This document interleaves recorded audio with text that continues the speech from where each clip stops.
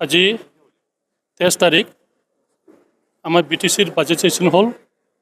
এই বাজেট সেশনত মই এটা ডিমান্ড কৰিছোঁ আৰু অনুৰোধ কৰিছোঁ, যেহেতু 1987 এপছু আন্দোলনৰ আমাৰ মাজত এপছু আৰু PTCৰ মাজত এটা ডাঙাবাজি হৈছিলে, গণ্ডগোল হৈছিলে।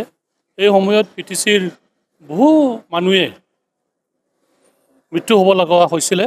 ইয়াতে মই এটা ডিমান্ড কৰিছোঁ যে এই সময়ৰ পৰা 1987ৰ পৰা যিসকলে PTC মৃত্যু হ'ল, এই মৃত্যুসকলক এক্সগ্ৰেছিয়া দিয়াৰ কাৰণে মই এটা কমিটি বনোৱাৰ কাৰণে ডিমান্ড কৰিলোঁ আৰু হাউচে এইটো মানি লৈছে আৰু হাউচ কমিটি এটা বনাব বুলি মোক কথা দিছে।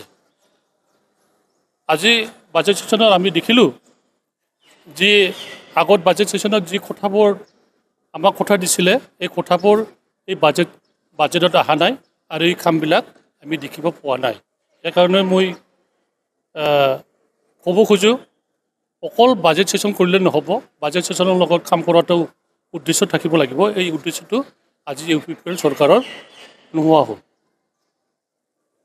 আশা কৰিছোঁ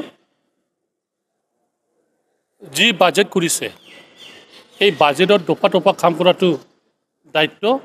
আজিৰ দিনত আমি দেখিছোঁ, কি দেখিছোঁ, যোৱাকালিলৈকে আমি দেখিছোঁ আমাৰ কাৰিগাঁৱে হওক, চেৰপাংগুৰিয়ে হওক, যিসকলে বালু ট্ৰাকত আনে, ইয়াত ফৰেষ্ট ডিপাৰ্টমেণ্টৰ পৰা চিণ্ডিকেট আছে। এটা ট্ৰাকৰ পৰা 1300 টকা, 4000 টকা।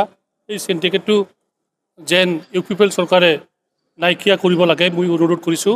কাৰণ আমাৰ যিসকলে বালু পাটত ঠানি আছে, সেইসকলে বহুত কষ্ট পাই আছে। চালান থাকিলেও পইচা দিব লাগিব, চালান নাথাকিলেও পইচা দিব লাগিব। এইটো কোন দেশৰ ছিষ্টেম হ'ল?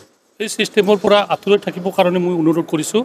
বিশেষকৈ মই ফৰেষ্ট AMক মই অনুৰোধ কৰিছোঁ যেন এই ছিষ্টেমত এই কি কয় এইটো মাফিয়া ছিষ্টেমটো যেন আমাৰ BTC অঞ্চলত নাথাকে, মই সেইটোৱে অনুৰোধ কৰিছোঁ। গুণ্ডা টেক্স যথেষ্ট বৃদ্ধি পাইছে। এই গুণ্ডা টেক্সটো কেনেকৈ বৃদ্ধি পাইছে? ৰাস্তাত যদি মানুহ বহি থাকি পইচা কালেকশ্যন কৰে, এটা গুণ্ডা টেক্সেই হ'ব। এটাতো লিগেল টেক্স নহয়। আৰু যিসকলে কাগজ আছে, কাগজ চালান আছে, এই চালানৰ পৰাও যদি এটা ট্ৰাকত যদি 1300 টকা ৰাখি দিয়ে, এইটো নিশ্চয় গুণ্ডা টেক্সেই হ'ব। এইটো মাফিয়া ৰাজ হ'ব। এই গুণ্ডা টেক্স কৰা এই চৰকাৰৰ পৰা আঁতৰি থাকিবলৈ মই সকলো ৰাইজক অনুৰোধ কৰিছোঁ। মই ইয়াত ক'ব লগা একো নাই, কাৰণ বিভিন্ন জাতি জনগোষ্ঠীয়ে নিজৰ নিজৰ মান সন্মানটো ৰাখিব বিচাৰে। ঠিক আমাৰ BTC কাউন্সিলে এইটো সন্মান দিয়াটো মই ধন্যবাদেই দিছোঁ।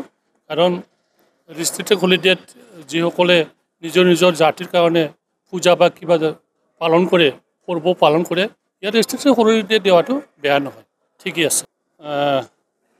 কৰোড়পতি আদানীৰ ল'ৰা আমাৰ BTC বা ধুবুৰী ডিষ্ট্ৰিক্টত আহিছে। অকল বাছবাৰীত যোৱা নাই, আমাৰ বিলাসপাৰা চাব ডিভিশ্যনৰ ওচৰত চুৰাপাকৰা কিবা এইবিলাক এৰিয়াটো আহিছে। আৰু ইয়াত ডাঙৰ ডাঙৰ প্ৰজেক্ট কৰাৰ কাৰণে যিহেতু মানুহবিলাক ইয়াত বসবাস কৰি আছে, এইটোক এভেকশ্যন কৰাৰ কাৰণে আমাৰ ধুবুৰী ডিষ্ট্ৰিক্ট এডমিনিষ্ট্ৰেটিভৰ পৰা এতিয়া নটিচ দি আছে। আমাৰো BTCত কি হৈছে দুৰ্ভাগ্যজনক, বুগলাউৰা বুলি এটা গাঁও আছে, ছোটমাল গাঁও, ইয়াত BTC বাছি আছে, BTC ভোট দিয়ে, এই সকলোকে ইয়াতে এভেকশ্যন কৰাৰ কাৰণে যোজা কৰি আছোঁ। আমিও চেষ্টা কৰিছোঁ কেনেকৈ আমাৰ BTC অঞ্চলৰ ৰাইজক কেনেকৈ ৰক্ষণাবেক্ষণ কৰিব পাৰোঁ, আমিও চেষ্টা কৰিছে। নিশ্চয় আজি এই গাঁৱৰ মানুহে আমাৰ প্ৰমোদ বড়ো ডাঙৰীয়া আৰু ৰঞ্জিত বসুমতাৰীক যিহেতু ৰেভিনিউ EM হ'ল, তেখেতক এপ্লিকেশ্যন দিব আৰু পৰৱৰ্তী কি হ'ব এইটো চাই আছোঁ। যেন মই ক'ব বিচাৰোঁ, পৰ্বতৰা হ'ল আমাৰ TSP এৰিয়া। এই TSP এৰিয়াত যেন আমাৰ মাটিবিলাকক